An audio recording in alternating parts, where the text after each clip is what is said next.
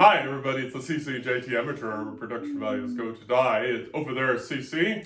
And over there is JT. And it is Sunday, February 23rd, 2025, the last Sunday of February. Yep.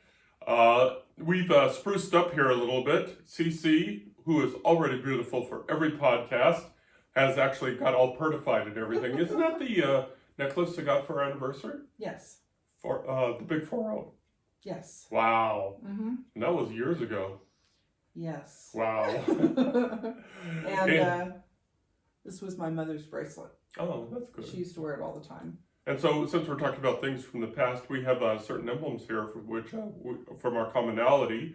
Of course, your Irish nutcracker. Irish because if you've seen pictures on her social media, she has an army of nutcrackers. But St. Patrick's Day is coming up, so that seemed appropriate. Mm-hmm. We were both Star Trek fans before we were married. So we were still long before we were married.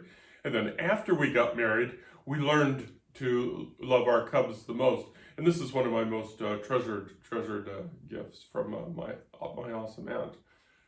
So Harry Carey and the Chicago Cubs. It could be, it might be, it is a home run. Holy cow! So that's my terrible Harry Carey imitation, but we were Cubs fan back when Harry was loud and obnoxious and a bud man. In the 1980s. And if you follow along, when we did our big road trip around the country last year, we stopped at the Baseball Hall of Fame in Cooperstown, and they had an exhibit there that had, I think, an audio exhibit. It did. It had, I think, 3 sides to it. Yeah. But one side was Harry Carey singing the 7th inning stretch. So we got to sing along to that at the Baseball Hall of Fame. That was really fun. It was great fun, and it was cool to be. If you're a baseball fan, your mecca is the Hall of Fame, and Cooperstown is just a beautiful setting. Oh, and it's just so pretty. Everything is wonderful about it. We've been a few places. We've had also, some fun. Of course, we write books. We write books, and that's what we're kind of here to talk about. We're going to be talking about publishing books today, but we're going to dive into our current events real quickly. And again, ZOEY for another week will be on, the ebooks will be available on the 5 platforms for 99 cents. Right. And it's available now on our online bookstore for a reduced price, and you will get an autographed copy. So cool. Pretty copy, just like this, because these are in-house right now. Yep, we have a bunch of those in-house. We're just giving them away. Well, no, we're not. It'll cost us something. But please, excuse me, I'm sorry. We'll keep the sale price out there for a while. And you're in the VC book revisions? Yes, got back the at least partial beta read of the book, so I'm doing some major tweaking, but I think it's coming along. And I will say, I was watching a video yesterday that I follow historical costumers, and someone was using a website that it's actually really cool. If you are like me and you like to keep track of things that you're using in your writing, it's called Milanote, Milanote. And it is a virtual kind of bulletin board so that you can keep track of the resources that you're using in your writing. So I'm trying that out right now, and not sponsored in any way. I'm very early on in testing this out, but so far I'm really liking it. Yeah, and we should say that whenever we talk about products in our podcast, we're not sponsored. We're not getting paid for them. No. Sort of like Atticus, which we're big fans of. Atticus and Fedica. Both those apps we use quite a bit, and we are not sponsored for them, but I will try to put a link to it in the blog post if I remember, if you want to send it to me. Yep. Right now, for me, I'm just pushing ZOEY. I sent the second book of the Serving Salvation series off to some line editing, so that's gone, and now the third book is all written and ready to go. I'm just holding off on it, and so Terry, when you have an opening, give me a shout out, and let's see if we can arrange to start the process on book 3. though I am not in a rush because things are just back to back to back, so I want to slow down a little bit. We're really busy right now. We're really busy right now, and what else have we got going on? You know, that's enough. I'm going to talk about the big thing that we're going to be doing here that's sucked up some time this week, but other than that. Well, you just mentioned this morning that next week, March 2nd, is our next Sierra Arts Literary Community meeting, and I look forward to doing those. I'm not sure, did you get an email today about that, or is that why you got it? I got an email recently. I'm not sure what the, I don't know, the presentation will be for this meeting, but they're usually very interesting. We did a writing exercise in February that was a lot of fun. You know what they're doing? Irish trivia. Oh, right. Duh. Because we're coming up on St. Patrick's Day. So they're doing right. So, yeah, I should be kind of good at that, maybe. Hopefully. If it's Irish writers, maybe not. Yeah. I'm a bad Irish person. Yeah, I don't read a lot of James Joyce. If they ask a question, just say James Joyce. No, well, Frank McCourt, or, Bram Stoker. No, wait. Bram Stoker. Yeah. So Dracula was born in Dublin. Yeah, basically. that's fun. But, so those are a lot of fun. I really enjoy those meetings. It's a great group of people. It's not always the same people, but the group has grown quite a bit. And there are at least a few core members that go to most, if not all, of the meetings. And getting to know them has been a lot of fun. Yep, it's been fun. And we're hoping that we enter into a partnership with the Sierra Arts Foundation on something here in May, but we're still working out the details. So that's all the spoiling you're going to get, folks. But we're looking forward to that. Yep. Anything else in the way of current events? Or are we going to just dive into this next next No, I think we're pretty much in a place where we're kind of just doing what we're doing. Yeah, we're keeping busy. The company is growing. We're of course not making any money. Right now it's a black hole, but that's how it is when businesses first start out. Right. And of course, baseball. We're baseball fans. Hi, Harry. That is another thing we have coming up in a couple of months. Is that we're going to Sacramento to watch the Athletics play the Cubs. Yay! So it's not going to be spring training baseball, folks. It's going to be Major League Baseball in a minor league ballpark. Yeah, and the Cubs will be well traveled by now because they're opening the season in Tokyo with the Dodgers. Oh man, we could have done that. So it's like they're going to be flying to Tokyo, which we considered, but then when we saw the thousands and thousands, and never mind. And we did live in Tokyo, or in the suburbs of Tokyo for a few years, and that was an interesting experience. So baseball over there is actually very loud. They have the noisemakers. Passionate. Very so passionate. If anybody ever goes to a baseball game in Japan, maybe take earplugs. Yeah, they are very, very passionate about it. Okay, I guess what we're going to just dive into basically what I'm going to talk about, because I did the deep dive on this this week. Although it was, as usual, the CEO's idea, and the CEO says, "Hey, why don't you check this out?" And it's like I went, "Okay, here comes hours upon hours of work for me." Well, and guess what? I was right. To be fair, though, what I initially started out doing is, as JT mentioned, we're not bringing in really any income right now. And I was doing some research into places where we might submit short stories or articles in order to make a little cash here and there. And I came across a site that most people have probably already heard about called Draft2Digital. It actually has the Draft2Digital, I think, bought out Smashwords. Or partnered with Smashwords or something. So this has become a huge outlet. There are so many more platforms available this way, including libraries. So we mentioned that JT's books are already in libraries, but this provides a wider distribution for the books. So take it away. So, Draft2Digital is basically a distributor to all of the major platforms, with one notable exception. Plus, as CC said, it does library. So, I'm going to, when I do the blog post for this, I'm going to go ahead and do a bigger blog post to point out the different services. But it's from what I could tell, it is in three categories. It's distributes to libraries, and that's libraries of all flavors. Academic libraries, local libraries, government libraries, And then there's the online store factor, and that does include the many of the traditional ones that we're using: Amazon, Google, not Google, Amazon, Kobo, Barnes and Noble, and Apple, but not Google. Curiously, it doesn't distribute to Google, and in those online stores. And there's also a subscription service called Everand. Mm-hmm. So it's the three categories: libraries, online stores, and subscriptions. And for many of those, you can do both. You can do ebook, you can do traditional paperback, and you can do audio. You can do audiobooks for many of them. They may also allow you the opportunity to do hardback books as well, I believe, but we have not explored that yet. We haven't done that yet. And I'm gritting my teeth because those are expensive. Yeah, they're expensive, and it's complicated, and there's one particular press that people use that I'm gritting my teeth on. And that's a good place to mention this. Some people use Draft2Digital, other people may use Ingram Spark. Mm-hmm. We have heard a lot.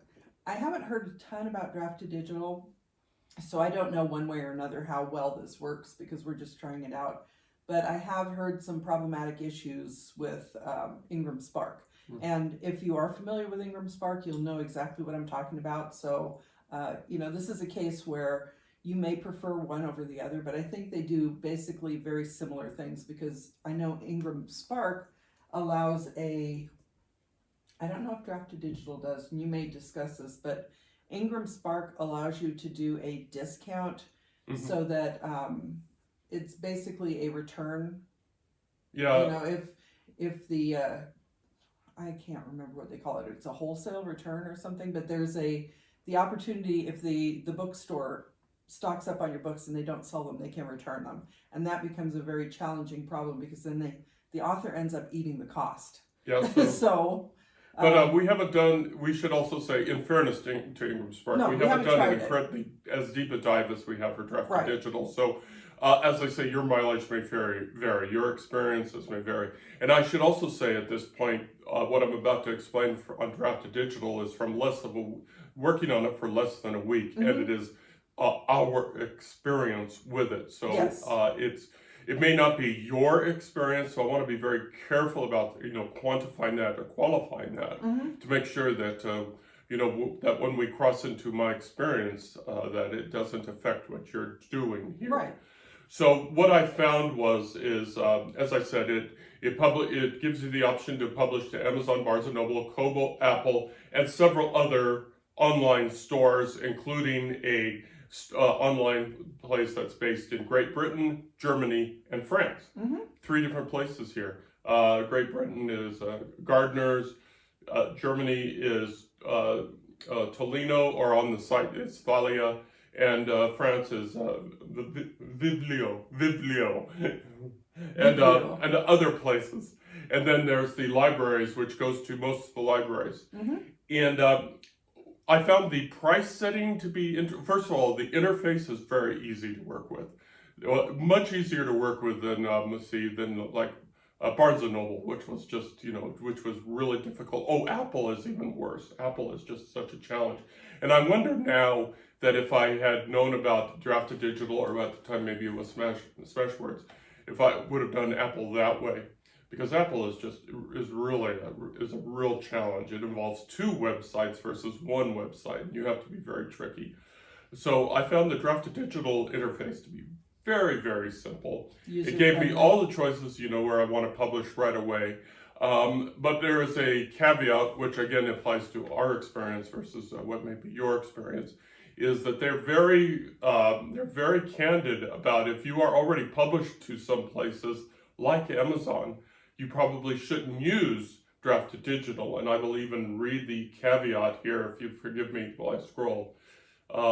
Amazon strictly monitors content submissions. Don't select Amazon distribution if your book is already available in digital form at Amazon.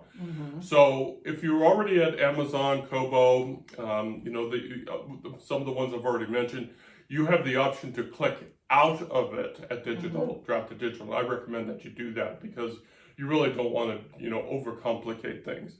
Now, will I put my new books strictly through Draft2Digital?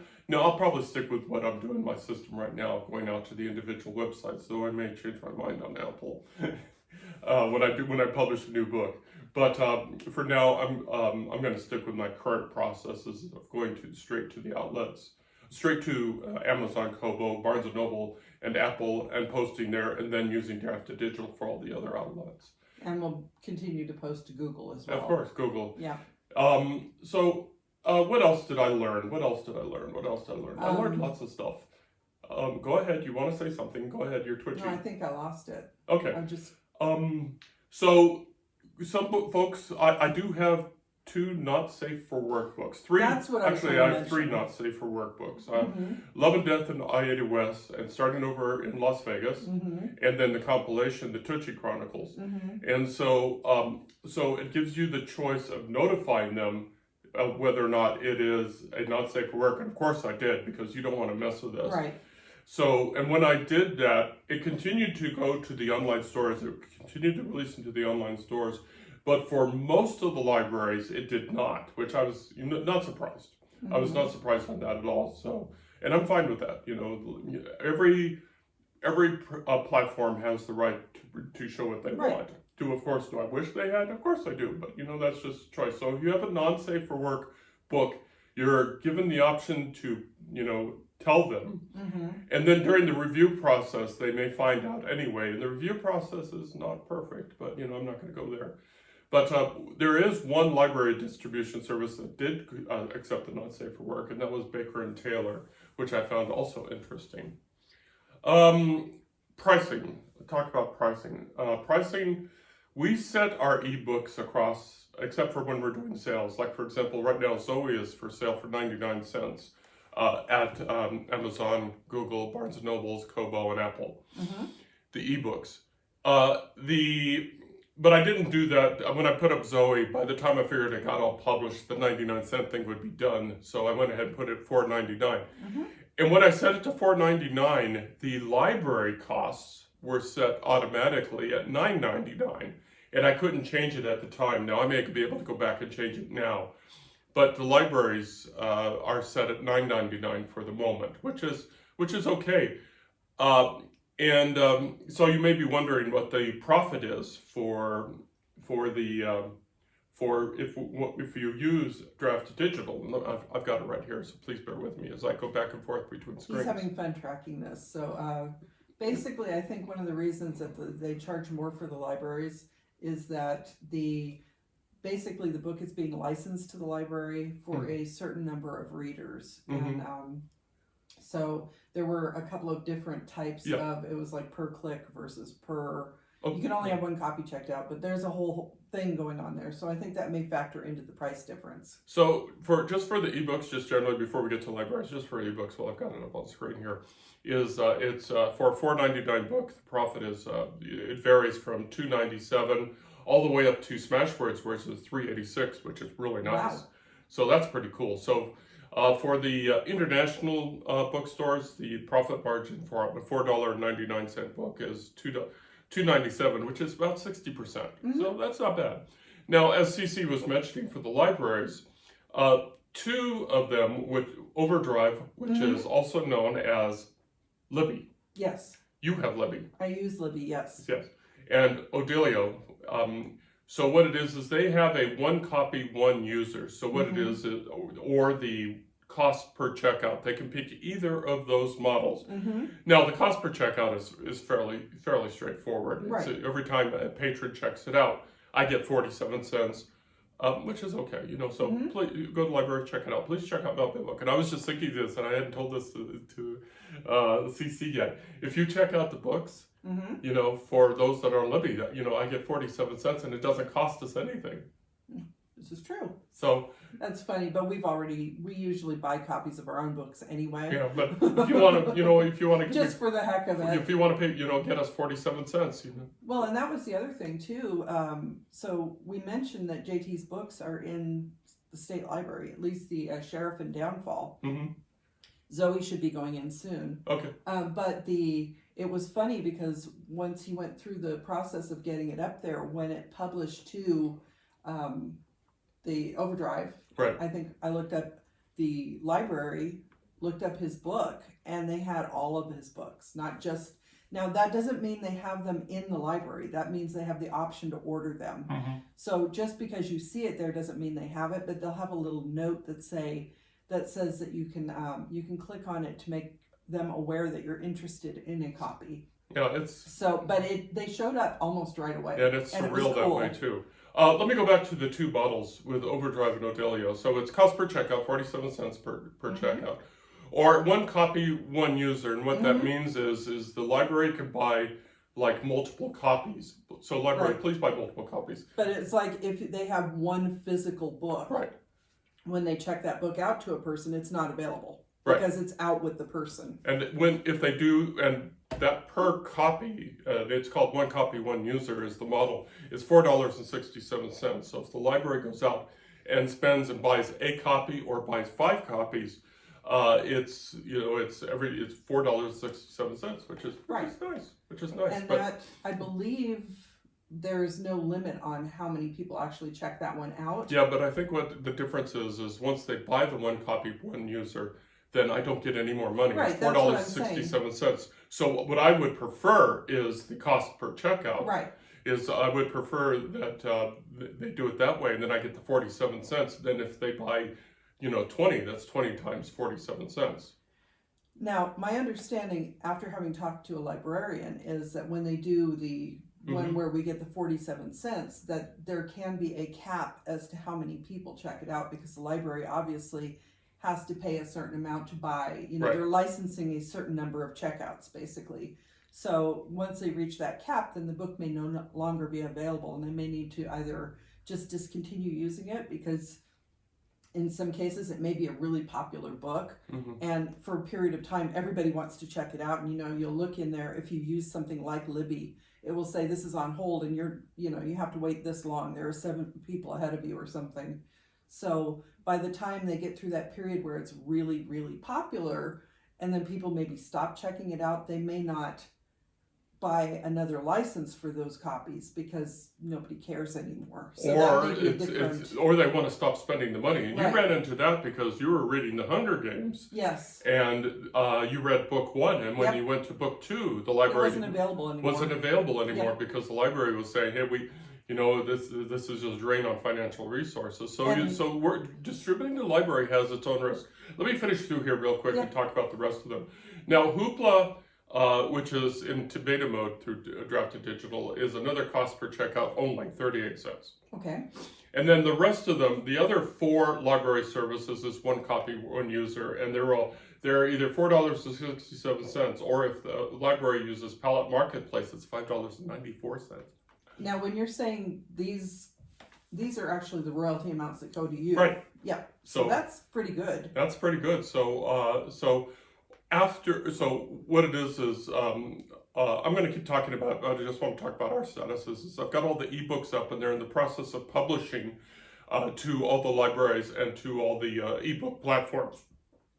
And then what I've done is I used that opportunity to learn about the platform. And now I'm going through and I'm working on the paperbacks. And so I'm working to paperbacks, and really doing the paperbacks is worth the effort too. And probably when I get done with the paperbacks, I will come back and I'll report on that. But let me finish what I was talking about, the rest of the things I learned from Draft2Digital, just very quickly. I don't have much more.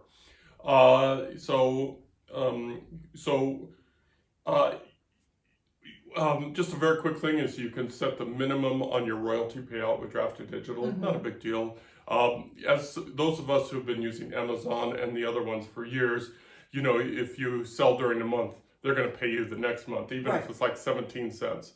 Yeah. So, and that seems like almost more problems than it's worth. I set the minimum for Draft2Digital to $10, which, will take years to meet. Not necessarily. Yeah. Here's a silly thing that we learned, is if your title is in all caps like ZOEY is, you can't put all caps in the interface because it just throws up. So it's I suspect that is the formatting.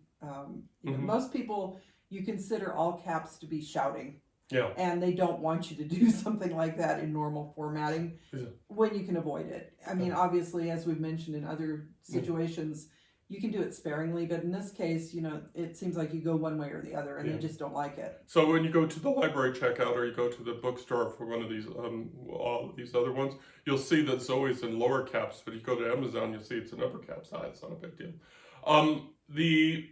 I've just right now started to dive into the printing costs for, the soft copies, the paperbacks, and just bluntly, the paperbacks are more expensive on Draft2Digital than they are on Amazon and Barnes & Noble. And I thought Barnes & Noble was expensive. But, we're Amazon, when we buy our books, like this one and the other ones that are in our inventory, we buy them from Amazon because they're relatively cheap. So far, the proof copies for Draft2Digital are a little more expensive, but the printing costs to buy from Draft2Digital in the first place is more expensive. So I'm not seeing I'm going to continue to do that, but the likelihood of selling, paperbacks through the Draft2Digital outlets is probably not going to be as great because, the minimum price for this guy was $19.99, and on Amazon you can get it for $12.99. So. And now going forward with situations being what they are at this point in time, people may be willing to spend the extra because they don't want to basically support certain platforms. And now that you're talking about this, I suspect part of the reason may be that they do also do international distribution. Mm-hmm. So they may have to add a little to the cost based on, they're kind of coming up with an average cost based on the country's economy. Mm-hmm. Because you mentioned Germany, Italy, and France. So depending on what those costs are internationally, that may be why some of these are actually costing more on this platform, because it's a more, it's basically kind of a global distribution system. So that may factor into it. And you say that we might not sell anything on here, but that may not always be the case, because I'm sure, especially as I mentioned, you do get the opportunity to publish things as a hardback. And some people love to buy their special edition hardbacks with the pretty wraps and everything. So, moving forward, we'll probably play with those at some point. We're not looking at it right now, but I could see cases where something like maybe Serving Salvation, where, a hardcover with the pretty wrap and everything would be a special edition. And people expect to spend more on something like that. So it's not a deal breaker for us. And that's one of the reasons we're going to continue, because it does provide us the opportunity to reach more people who may not want to support certain platforms. And we want to say we do want an international audience, because people are curious, especially about the Nevada books, like Sheriff in Nevada and ZOEY. They're curious about the Great American Experience, the Great American West. So, we would absolutely love an international audience. Famously, for example, movies that do poorly in America have a wonderful overseas audience. We would take 0.01 of the China base if we could get it, because that would be like perfectly awesome. So well, and you mentioned westerns in particular. Shows like Bonanza and Gunsmoke and things like that were hugely popular in Germany, I think, in particular, but in Europe, just for that reason, because the American West always seemed very romantic. And with things being the way they are, that may kind of lessen a little bit over time, but there still will be people who are curious about the experience. And these books are, I think, a good representation, including ZOEY, of Nevada and kind of Nevadans. Yeah, so that was a nutshell. That was everything in a nutshell. I'm going to continue to spend the rest of this week. The ebooks are out there, are in the process of being published out to the 13 new platforms. 13 new platforms on top of the 5 that are already there. So that's pretty exciting. We got 14 books in our library right now. And, you multiply that times 13, and I'm not going to, but that's just a lot. And of course, because, as I said earlier, they're not safe for workbooks. They're not going to be in all 13 platforms, but still. But you can always order those directly from us. Yes, right out at our bookstore. And so, and autographed. And you know, and then, oh my God, I just thinking of people reading my not safe for work books is just so embarrassing. Well, That's, and I think we may have mentioned this before, but initially JT was so embarrassed about them and that he used another pseudonym, another pen name, and I think you've kind of pulled back on that. You put it under JT now? Yeah, it's under JT, but they were originally released. Well, isn't it like right over there? You know, it's right there. It's right yes. You want to grab that guy right there. Yes, so it says JT Hume writing as Connor Mays. Yeah. So the first book, this is Love and Death on AAD West. You can tell by the cover it's a little lurid. It's just a lot lurid. So, you know, we talk about a lot of interesting things on this podcast, but we really are kind of vanilla people. Yeah. And the fact that I went to, oh my gosh. Let's see, it's graphic violence and sex, basically. Yeah, so those are the trigger warnings. There is some, and this is one of the things where I asked JT, where do these ideas come from? Because this is not my experience of him as a person. Yeah. So, you know, if that makes you curious, you may want to check out these books. Because just don't make ask him about blush. them. It's just don't ask me, like Cece says, where did that come from? Just don't go there. But I'll just very briefly say I did it because I wanted to see if I could do it, but actually I did two of them too, and it's like, oh, they are actually well written. Grab the other one too. It's like right there. Yeah, the cover on this one is a little more mainstream. Yeah. So, and actually on the back cover, you can see the covers side by side. These two books are also available as the Tucci Chronicles. Mm-hmm. And you mentioned that the Tucci Chronicles would be, what, $31? $31 on through the international site. But if you mentioned that I think this version would be $19.99. Yeah, this version would be $19.99 on, yeah. So if you want to buy the compilation of the two books, you're actually getting a discount because instead of $20, you're spending $40, you're spending $30. So it might be worthwhile. We have a lot of copies of the Tucci Chronicles if you're interested in we can send them out right now. Yeah, I'm just going out to our website to see how much the Tucci Chronicles cost out there. Yeah, they're $30 out there. The Tucci Chronicles out there for $30, but so it is a good deal if you buy the compilation and the cover on that one. Let's see here. Might as well show this. Yeah, and the cover is lurid again. So here's the cover of the compilation. It's a nice big book. Yeah. And so it's the two Tucci books. So it's Love and Death on I-80 West and Starting Over in Vegas. So she is loving this because she knows that she knows how I'm embarrassed and embarrassed. The red face is not a reflection of his shirt, folks.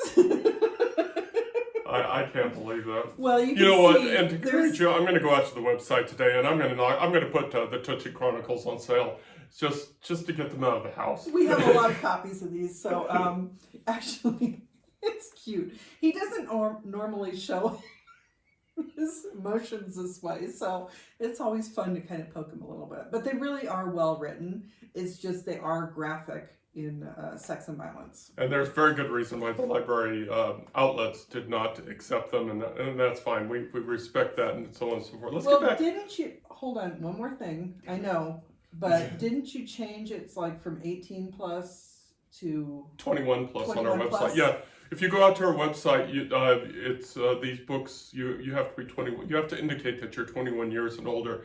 And since I know no kids to go to our podcast, I hope. We don't talk about anything too bad, but it is. Yeah. I will admit that they are a little uncomfortable. We don't talk about Bruno. We don't talk about Tucci. It's just one of those situations where, you know, we've talked about it in the past that writing is a very personal experience done in a public platform, and this was one of those times where I just wanted to see what I could do, and it's like, oh my God, I did it, and now he's regretting it. Yeah. Okay. Anyway, that should be his bestseller. Please buy all the copies. It would be awesome. See. Don't encourage them. What? Don't encourage them to buy your books? Okay. You might enjoy them, you might not. Obviously, we are giving you trigger warnings, so if that's not your cup of tea, don't buy it. Yeah. Okay. Yeah. do yourselves a favor before you do that. Go down to Amazon or Barnes & Noble and download the samples first to make sure you read the samples before you dive in, so you get an idea of what's going on. They are graphic. Both books start with graphic acts of violence. So would you equate them to something like Watchmen, that kind of gritty? I would just say film noir. Very film. Yeah. They have a very specific feeling to them, kind of like those old movies, maybe pre-code, where they didn't really care what you did. So it's interesting if you enjoy that type of thing. I'm stopping now. You had fun, didn't you? He's going to have his chance to do it to me. I'm writing some stuff right now that's making me, I'm kind of going back and forth about whether or not I'm going to do it. Do it. Okay, so in this podcast, we talked about Draft2Digital. We talked about embarrassing me. We came up with some current events, and we talked about baseball. Is there anything else we want to chat about? We really did talk about a lot here.